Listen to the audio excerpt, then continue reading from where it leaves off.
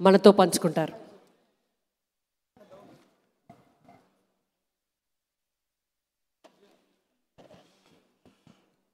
Telangana governor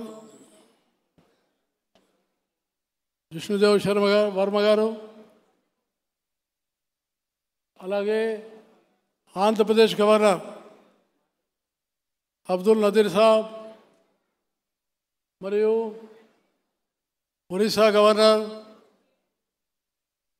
Shri Haribabu గారు, Tripura governor Shri Indrasena Reddy గారు, మరియు పార్లమెంట్ సభ్యులు, పెద్దలు, మాజీ పార్లమెంట్ సభ్యులు, ప్రభుత్వ సలహాదారులు కేశవరావు గారు, రాజ్యసభ సభ్యులు మిత్రుడు డాక్టర్ లక్ష్మణ్ గారు, అనేక మంది ఈ యొక్క పుస్తకావిష్కరణ కార్యక్రమంలో పాల్గొంటున్న మీ అందరికీ నేను పేరు పేరున హృదయపూర్వకమైనటువంటి ధన్యవాదాలు తెలియజేస్తున్నాను. చాలామంది పెద్దలు, అంటే భారత మాజీ రాష్ట్రపతి, భారత మాజీ ఉపరాష్ట్రపతి, అలాగే ఆంధ్రప్రదేశ్ ముఖ్యమంత్రి, వారితో పాటు మాజీ చీఫ్ జస్టిస్ రమణ గారు, అలాగే కేంద్ర మంత్రి మిత్రుడు కిషన్ రెడ్డి గారు, అలాగే మరో కేంద్ర మంత్రి శ్రీనివాస్ వర్మ గారు, ఆంధ్రప్రదేశ్ మంత్రివర్యులు శ్రీ సత్యకుమార్ యాదవ్ గారు, అలాగే తెలంగాణ ఉప ముఖ్యమంత్రి, వీళ్ళందరూ ప్రసంగించిన వాళ్ళు, కోమటిరెడ్డి వెంకటరెడ్డి గారు, శ్రీధర్ బాబు గారు, వీళ్ళందరూ కూడా నా గురించి కొన్ని మంచి మాటలు చెప్పి నన్ను మీ మధ్యలో చిరకాలం ఉండే విధంగా, జ్ఞాపకం ఉంచుకునే విధంగా చేసినందుకు నేను వాళ్ళందరికీ హృదయపూర్వకమైన ధన్యవాదాలు తెలియజేస్తున్నాను. నేను ఈ పుస్తకం చాలామంది పెద్దలు పుస్తకం రాయాలని నన్ను కోరినారు, కానీ కష్టము, చాలా ఇబ్బంది అన్నాను. కానీ మీ అనుభవం చాలా ఉంది కాబట్టి మీరు మొదలు పెట్టండి అన్నారు. నాకు ఆలోచన వచ్చింది. నేను హిమాచల్ ప్రదేశ్ గవర్నర్గా ఉన్నాను. గవర్నర్గా ఉన్నప్పుడు నాతోటి భాను అనేటువంటి మా సోషల్ మీడియా అడ్వైజరు, ఆయన ఒక వీడియో ఫోన్ రికార్డ్ చేసి రోజు 3 గంటలు కోవిడ్ పీరియడ్లో నేను చెప్పడము, ఆయన రికార్డ్ చేయడం, ఆ విధంగా 4 మాసాల వరకు రికార్డ్ జరిగిందని నేను మీకు సభాముఖంగా తెలియజేస్తున్నాను. దాన్ని అజుషయి లిపిలో రాసి దాన్నే పుస్తక రూపంలో తెచ్చినాం. సో అందువల్ల నేను ఈ సందర్భంగా ఒకటే ఒక విషయం చెప్తున్నాను. నేను ఇవాళ మీ ముందు నిలబడగలిగానంటే దానికి ప్రధానమైన కారణము డాక్టర్ మనోహర్ షిందే. ఆయన ఈరోజు కూడా కాలిఫోర్నియాలో ఉన్నాడు.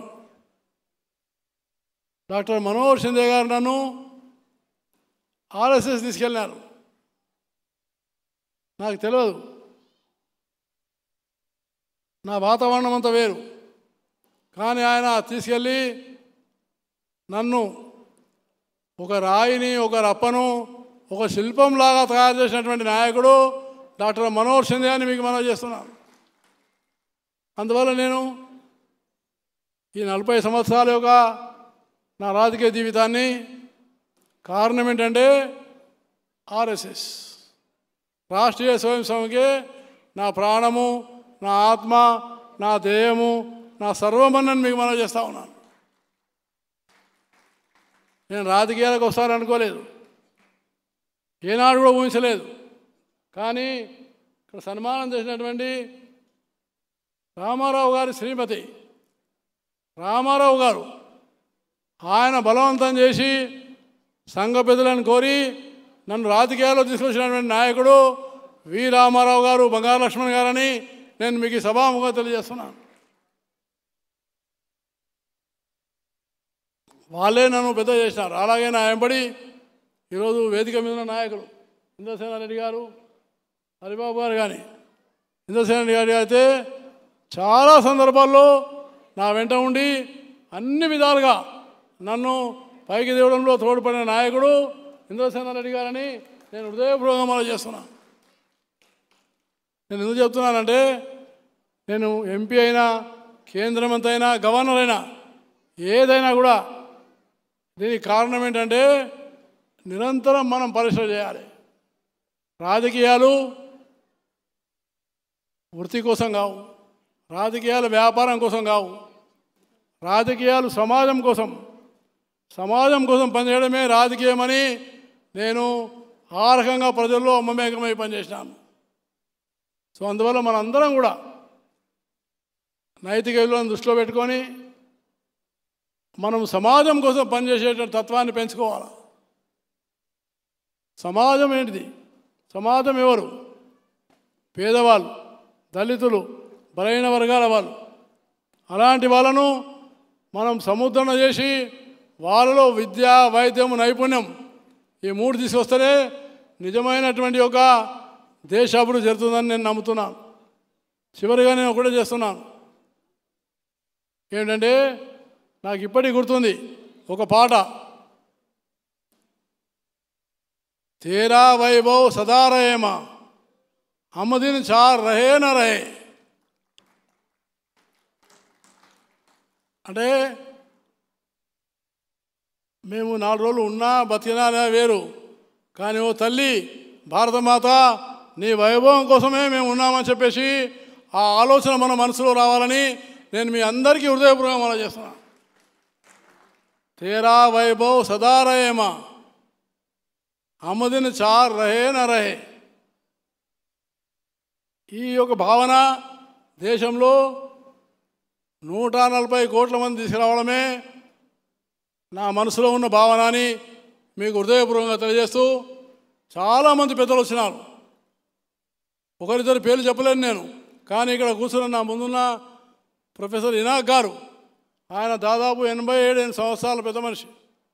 కానీ 10:30 నుంచి ఆయన కూర్చొని కదలకుండా ఇప్పటిదాకా కూర్చున్నానంటే నిజంగానే ఆయన ఎంతో రుణపడి ఉన్నాను మీకు మనం చేస్తున్నాను. ప్రొఫెసర్ మనోహర్ గారు ఉన్నారు, అలాగే మా పెద్దలు సత్యనారాయణరావు గారు ఉన్నారు. వాళ్ళందరూ కూడా 80 దాటిన వాళ్ళే. అలాగే చాలామంది ఐఏఎస్ వాళ్ళు, డాక్టర్సు, ప్రొఫెసర్సు, అనేక మంది రాజకీయ నాయకులు అందరూ కూడా వచ్చిన వీళ్ళందరికీ పేరు పేరున, అలాగే నా కుటుంబ సభ్యులు చాలామంది నా కుటుంబ సభ్యులు ఇవాళ వచ్చి నన్ను ఆశీర్వదించినందుకు వాళ్ళందరికీ నేను హృదయపూర్వకంగా ధన్యవాదాలు తెలియజేస్తున్నాను. అలాగే నా జీవితంలో నాకు చాలా అండగా ఉండి నాకు అన్ని రకాలుగా నేను ఇంత ఎదగడానికి కారణం ఏంటంటే భారతీయ జనతా పార్టీ కార్యకర్తలని నేను మనసారా నమ్ముతున్నాను.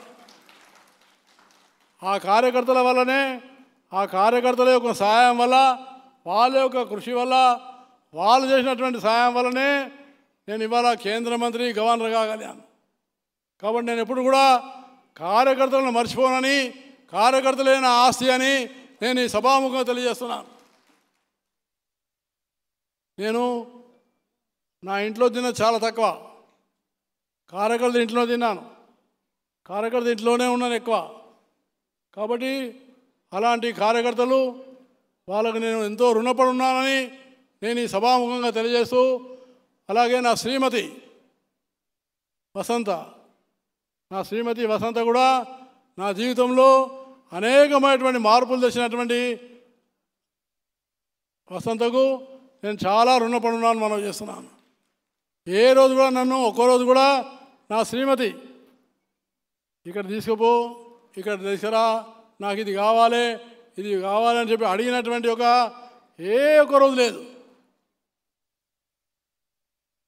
నన్ను చాలా విషయాల్లో, స్వచ్ఛత విషయంలో, అలాగే ఆహారం విషయంలో, అనేక విషయాల్లో నాకు పాఠం నేర్పించి నన్ను దారిలో తెచ్చినటువంటి నా సతీమణి వసంత గారికి నేను ఎంతో రుణపడి ఉన్నానని నేను మీకు మనవి చేస్తా ఉన్నాను.